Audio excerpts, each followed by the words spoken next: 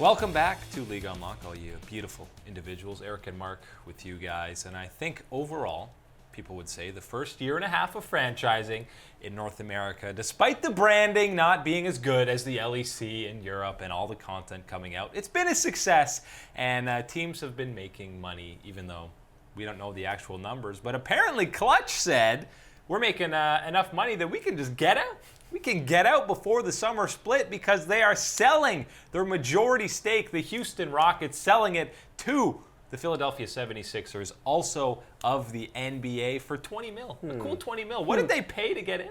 Wait a minute. Who are the 76ers involved with? They sponsor some old ancient relic of the past that used to be in the LCS. I think they had a weird alien logo. Alienware, was that the team? The Team Alienware team. Of course, it's Dignitas. That's right. The boys are coming back. Bring them all back. You got Cutie Pie's back, Shifter's back. Everyone, They're all coming the full back. roster. But for Clutch, I mean, this is kind of surprising. Maybe Certainly it's. I feel like some of it has to do with them having back-to-back, I might say, terrible splits. But the Rockets will still be involved as minority owners, something around the 20 to 30% of the team. But it's going to be mostly owned by the 76ers and eventually Dignitas, and they'll be looking to rebrand after the summer split. So you got another split at Clutch before it'll be going to Dig. One more split for all y'all Clutch gamers out All there 12 of you. to get your fandom in here. It's good in the sense of you got to be looking at it. Hey, an entry fee of around $13 million to get into the league as a franchise spot here, and then to be selling only about a year later for $20 million and keeping a certain small minority share here in the team. That has got to be making out like bandits here for the Houston Rockets. Can't fault them there. Like to see this type of move here because this shows obviously that there is that appetite for these franchising spots. The value has gone up and is increasing, is a good sign for the league. Of course, as we talk about franchising, would have been easier to be a bit happier about it if we hadn't seen the LEC absolutely smash us so far here in LCS land about franchising. But I think overall, so far so good, and this is a good sign moving forward for the league, this type of acquisition, this type of money flow into the scene. And hey, I'm happy to see Dignitas back. We already got Core JJ to return over here, bring back the mouse pad, and here, even better, we're going to get the full-on organization back. Yeah, you know, in 2020, he's going to be rule swapping and changing teams back. Now we just need Kiwi Kid. That's all I need. No, I don't think we need him back in the LCS. I love Kiwi Kid. He's a fan favorite, obviously, as is the entirety of those Dignitas rosters. And I think, I mean, it's the long con for them. You know, we'll just wait a year and a half. We miss out on franchising, but the long con will come back. People forget Zion Spartan or Darshan was even on Dignitas. This is going to be the real question here. Are we getting the weird Alienware type logo now that obviously LCS is, hey, one of our very few sponsors, of course, is Alienware with Riot for the taking care of the computers. But hey, the real question, are we getting the Alienware Dignitas logo or their brand new kind of almost Zelda-like owl logo for Dignitas? That's the real question. The logo game has got to be strong. It's got to be heading on point. here to the LCS. It's got to be on point to compete with the other teams in the LCS. But you got to think that just the brand alone will bring more fans to this team, whether or not they're keeping the same roster, how much they have to pay Cutie to come out of retirement and play for ADC. I feel like he's memed on stream so many times. The only time he'd come back is to play for Dig.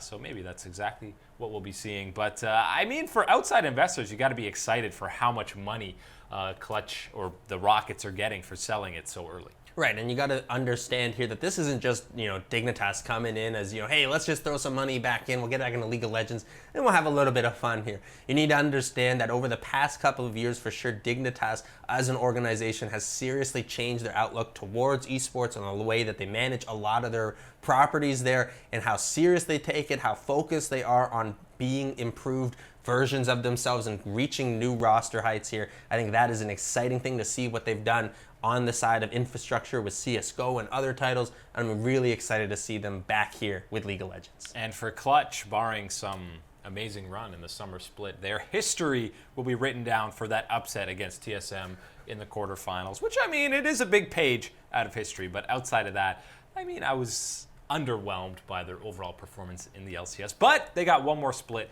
to surprise us. Some other news going around for the summer split with the LCK. Riot Games, and SK Telecom, yes, that SKT, have partnered. They're going to be working together to bring some new insights into the league for the summer split, where you're going to be able to choose player POVs. You've seen on the LEC streams, they have it for any individual match, but you'll actually be able to pick which streams you want to watch and jump between them throughout the games. And Mark, they're bringing in VR and augmented reality. I don't know how they're bringing it in, but they're bringing it. Hey, I tell you what, being over in Korea for Worlds, there are these VR cafes that got it going on. Things are a wild blast to go and experience there. And knowing that, hey, what we've already seen with AR technology with League of Legends, hey, we got the Elder Dragon, we've got our KDA Pop Stars, we got everything going on. You've got the AR player cards shown during the LCK broadcast, that type of situation here. So knowing the full capabilities of VR and AR here, and knowing the commitment to these technologies in Korea and with Riot Games, this is exciting for any League of Legends fan. Bringing in these type of new technologies, new ways to display and show the passion for the game here, this is exciting. Yeah, and I think it'll only add to the broadcast and the experience that you're going to get whenever you're viewing either at home or in the Wallpark Arena for these LCK matches. All Riot Korea has to do now is actually put out content for the league, because there's almost nothing. We thought they'd have to live up to the OGN hype that they had throughout their entire tenure, but they have not done that whatsoever. Certainly been a little bit of a disappointment, obviously, the switch up here. We were already had a bit of a disappointment with the kind of the intro video every time. That's all they've done. Not as much hype, but that's really it. And then I think here, the one thing that you can really give the thumbs up sign here for Riot Korea with LCK is the trophy. The trophy does look fantastic here for the LCK Finals, a brand new trophy. Excited to see whoever is the one lifting that one up there at the end. But all these different POV streams and the VR and AR may be the future of watching esports. So we'll see what the future is for the LCK and Riot Games Korea.